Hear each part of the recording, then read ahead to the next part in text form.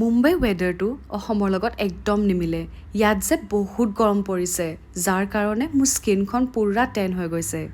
আজি সেইকাৰণে ভাবিলোঁ এটা স্কিন কেয়াৰ কৰোঁ আৰু মোৰ প্ৰত্যেকটো স্কিন কেয়াৰ এক গ্লাছ পানী খোৱাৰ পৰাই ষ্টাৰ্ট হয়। আজি স্কিন কেয়াৰটো হ'ল টেন ৰিমুভেলৰ কাৰণে, যাৰ কাৰণে মই এটা বাটিত অকণমান বেচন, অকণমান অৰ্গেনিক হালধি আৰু অকণমান দৈ লৈ মিক্স কৰি লৈছোঁ।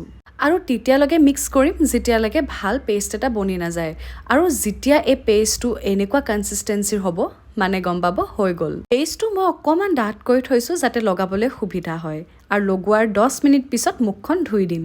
ফেচ পেকটো ধুই অহাৰ পিছত স্কিনখন চাফাই নহয়, কোমলো হৈছে, কেলে কি ইয়াৰ গোটেই ইনগ্ৰিডিয়েণ্টছবোৰ নেচাৰেল হয়। তাৰ পিছত মই এই টোনাৰটো ইউজ কৰিম। মই বহুত দিনৰ পৰাই এই টোনাৰটো ইউজ কৰি আছোঁ, য'ত ৰাইচ ৱাটাৰ আছে। আৰু ৰাইচ ৱাটাৰ আমাৰ স্কিনৰ কাৰণে কিমান ভাল আমি চবেই গম পাওঁ।